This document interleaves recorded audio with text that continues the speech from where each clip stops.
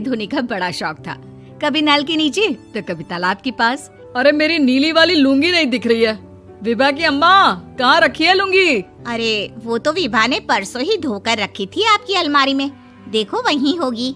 वो ना मैंने आज धो दी, मुझे लगा कि गंदी हो गई होगी। अरे कैसे गंदी हो गई थी, उसे तो मैंने पहना भी नहीं। हे भगवान, इस लड़की के कपड़े धोने की आदत से परेशान हो गया हूँ मैं। जितना तो घर में राशन नहीं आता, उससे कहीं ज्यादा डिटर्जेंट पाउडर का खर्चा है। इसकी शादी करवा दो, शादी जाए अपने घर में ही करे काम, फिर चाहे घर के कपड़े धोने हो या पूरे गांव के। हाँ ठीक बोल रही हो, देखता हूँ मैं कोई लड़का। वो दिन भी आ जाता है जब विभा को देखने लड़के वाले आ जाते हैं। लड़की मुझे अच्छी लगी। होने वाली सास कहती है, बेटी अगर कुछ पूछना है तो पूछ लो।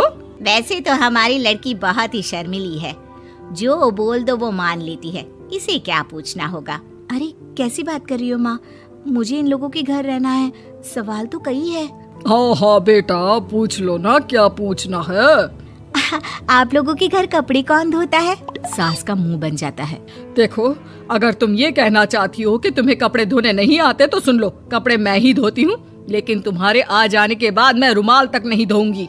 अरे चुप रहना भगवान, बहू बेचारी घर आई नहीं, उसे डराना शुरू कर दिया। वो क्या है ना बिटिया, अभी तक तो ये कल्लू की माँ ही धोती थी, लेकिन अब तुम्हारे पापा तो दहेज में वॉशिंग मशीन देंगे ही। तभी विभा की माँ बोल पड़ती है, सवाल भी पूछा तो क्या। वैसे भाई साहब, मशीन की तो फिर भी कपड़े धोने की कैपेसिटी होती है, मतलब जो बिटिया दे रहे हैं ना विभा, इसे कपड़े धोने का बहुत शौक है। ये आप लोगों के क्या, आस पड़ोस गांव मोहल्ले सबके कपड़े धो दे और उफ तक ना करे। बाहर देखा नहीं आपने कितने कपड़े सूख रहे हैं, सब हमारी बिटिया ने ही तो धोए हैं। बस भी करो ना माँ, शर्म आ रही इतनी तारीफ सुनकर। और तो और एक दाग निकाल कर दिखाओ तो मान जाऊँ। हाँ अच्छा अच्छा, माफ करना बेटा, मैंने गलत समझा, हमें तो रिश्ता बहुत पसंद है। और ऐसे जुड़ जाता है रिश्ता कपड़े धोने का शौक रखने वाली विभा का। उसकी शादी हो जाती है कोयला फैक्ट्री में काम करने वाले कल्लू के साथ। शादी के बाद अचानक विभा चिल्लाती हुई सास के पास आती है, सासू माँ, अरे सासू माँ कहाँ है आप?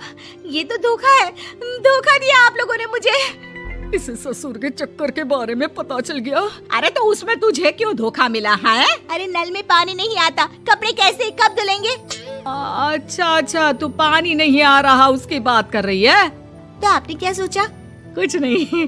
अच्छा, तेरी माँ ने कहा था कि कपड़े धोने का शौक है तुझे, याद आया मुझे। शौक शौक बोलकर कपड़े धोने वाले मेरे जुनून को कम ना आके सासू माँ, कपड़ा धोना मेरा गुरूर है। तभी पति भी वहाँ आ जाता है। अभी अभी मैंने इसे सनी देओल की फिल्म दिखाई है, उसी के डायलॉग मार रही है माँ। अच्छा सुन, साफ साफ बता रही हूँ, पानी सुबह 4 से 6 और शाम को 10 से 12 आता है, समझी? विभा टाइमिंग सुनकर हैरान हो जाती है। ये क्या भूतों का मोहल्ला है? सुबह 4 बजे उठकर कौन कपड़े धोता है? 4 बजे टंकी में पानी जाता है, फिर सारा दिन धोना ना, किसने मना किया?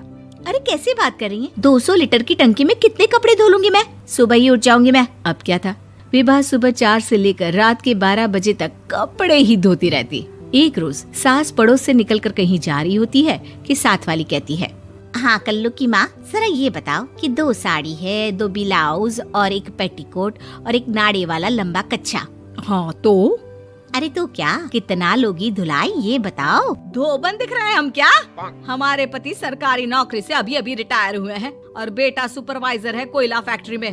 धोबन समझ रखा है हमें। हाय रे कल्लू की अम्मा, माफ कर दो, वो तो मोहल्ले में यही सब बता रहे थे कि तुमने बहू को कपड़ा धुलवाने के काम में लगा दिया है। सास को पड़ोसन की बात सुनकर गुस्सा आ जाता है। वो घर पहुंचती है जहां घर के बाहर ही इतने सारे कपड़े सूख रहे होते हैं जितने कि किसी धोबन के घर पर। अरे ओ कल्लू की दुल्हन, बाहर निकल। माँ जी यहीं आ जाओ, बाथरूम में चादर धो रहे हैं हम। अरे अभी हम धोते हैं, तुमको बाहर निकलो। ये आस पड़ोस वाले बोल रहे हैं कि हम बहू से कपड़े धुलवा कर उसे कपड़ा धोने वाली बना दिए हैं। अरे छोड़ो ना माँ जी, किन लोगों की बातों में आती हो? आस पास के लोगों का तो काम ही होता है कि वो किसी तरह सास बहू को लड़ा दे। बहू सारे घर के कपड़े धोती है, ये क्या कम है? बोलिए। सास को भी लग जाता है कि वो बहू का ये सनकीपन नहीं छुड़वा सकती, इससे अच्छा है कि खुद ही चुप हो जाए। एक रोज सास और बहू मंदिर जाते हैं, जहाँ सास की साड़ी वहाँ खड़ी भीख मांगने वाली से मिलती है। माँ जी क्या बात है, आपकी साड़ी उस भिखारन से कितनी मिल रही है ना? हाँ हाँ देखो तो, दोनों की साड़ी मिल रही है। क्या बात है कल्लू की अम्मा, तुम खुद को तो अफसर की बीवी बताती हो और ऐसी सिंपल सी प्लेन साड़ी पहनकर घूमती हो। सिंपल और प्लेन नहीं है ये साड़ी। तो क्या सोने के धागे से फूल बने हैं? कुछ भी सासू माँ, कुछ भी। हाँ, बने थे इस साड़ी में सोने के धागे से फूल। मेरे पति लेकर आए थे मद्रास से स्पेशली मेरे लिए 10,000 की। ताहे भाई साहब इस भिखारन के लिए भी सेम टू सेम साड़ी लेकर आए होंगे 10,000 की।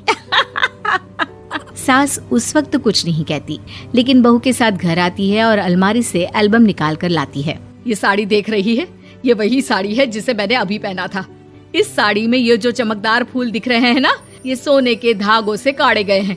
लेकिन तू लोकल वॉशिंग मशीन ब्रश से घिस घिस कर सारे फूलों को निकाल कर साड़ी प्लेन कर दी। मुझे माफ कर दीजिए सासू माँ। और तो और, जब मैंने तुझे तेरी गलती के लिए कुछ नहीं कहा, लेकिन तूने तो सबके सामने मेरा मजाक ही बना दिया। क्यों? बहू को समझ में आ जाता है कि अब से उसका कब